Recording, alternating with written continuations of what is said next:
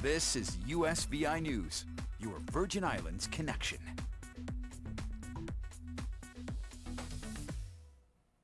Hi everyone, thanks for joining us for USVI News. I'm Haley Potter. We begin with an update on our continuing coverage of the LIMETREE Bay oil refinery on St. Croix. Governor Bryan issued a statement in response to the EPA's announcement of conditions for resumption of refinery operations at the LIMETREE Bay refinery. Bryan saying, quote, "We welcome the EPA's help in the matter, and we welcome the findings of the recommended actions aimed at protecting the community and ensuring a safe restart to refinery operations at LIMETREE Bay. I have been in constant communication with EPA Regional Acting Administrator," end quote. He goes on to say he was assured by the CEO of LIMETREE Bay that the refinery is willing and able to comply with the conditions set by the EPA, to include the request for an additional monitoring station on the island. He says the health and safety of the residents of St. Croix has always been a top priority. And it was quite the headache for residents on both St. Thomas and St. John. They experienced a power outage that started Thursday evening around 11:30 when the power plant lost all of their generation. This impacted everyone on both islands except people with generators and solar. The VI Water and Power Authority worked throughout the night and most of the day Friday trying to restore power to these residents. And following this several-hour-long power outage, VI Senate President Donna Fret Gregory is calling on Governor Albert Bryan Jr. to take action to hold WAPA accountable, with the situation continuing to create anxiety and economic uncertainty for the people of the territory. Fret Gregory and the rest of the VI legislature want the governor to seriously address the issues that exist at the VI Water and Power Authority. In a news release, she said, in part, the territory has continued to experience blackouts, absent of bad weather or other natural disasters. These last few blackouts are clear indicators that the situation is not improving, but rather is deteriorating. The statement went on to say the legislature has tried to address accountability and efficacy issues within WAPA through legislations, but those measures have been vetoed out by the governor. In the release, the Senate president also said the legislature is the Virgin Islands, demands that the governor takes his supervisor power and decision-making powers and uses them to place leadership into the authority and to ensure the people of the Virgin Islands are not sitting in darkness. The United States now has a new federal holiday commemorating the end of slavery. President Joe Biden signed a bill into law on Thursday, making Juneteenth, or June 19th, the 12th federal holiday. The House approved the bill on Wednesday. Juneteenth commemorates June 19th of 1865, when Union soldiers brought the news of freedom to enslaved black people in Galveston, Texas. That was 2 months after the Confederacy had surrendered and about 2.5 years after the Emancipation Proclamation freed slaves in the southern states. It's the first new federal holiday since Martin Luther King Jr. Day was created in 1983. And Governor Albert Bryan Jr. has declared June 19th a holiday right here in the Virgin Islands following this announcement made by President Biden that the day is now a federal holiday.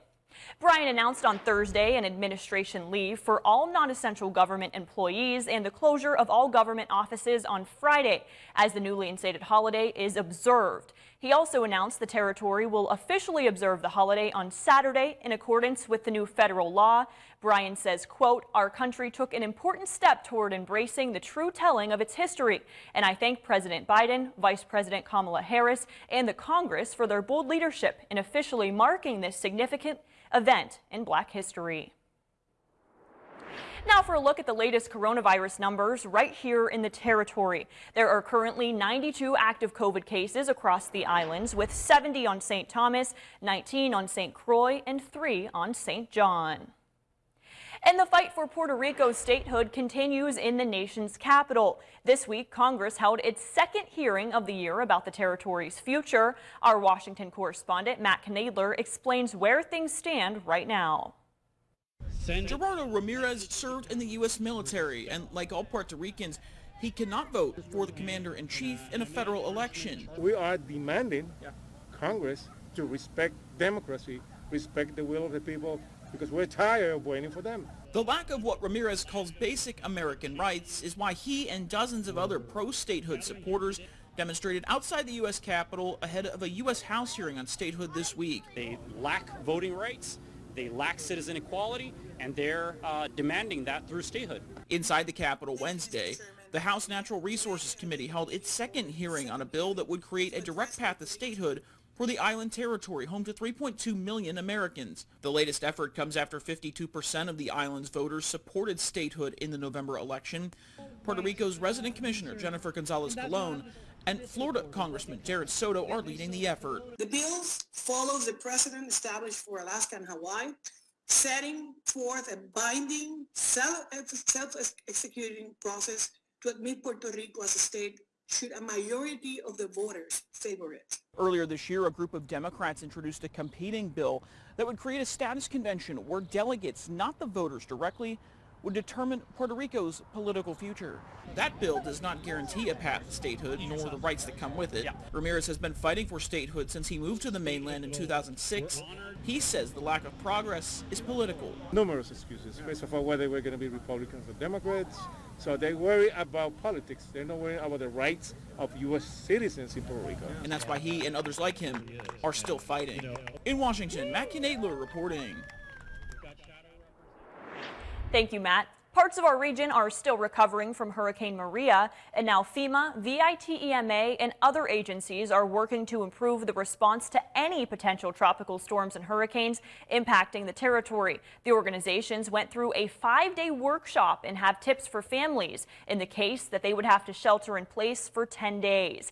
They suggest, first of all, making a kit. They say to store a gallon of water for each person per day for 10 days for drinking and sanitation, gather non-perishable food items and medication, have enough antibiotic ointment, hygiene products, diapers, and wipes available, include additional items like face coverings, soap, hand sanitizer, and disinfecting wipes. They also suggest making a family communication plan, protecting important documents like records and insurance, and making sure that you stay informed.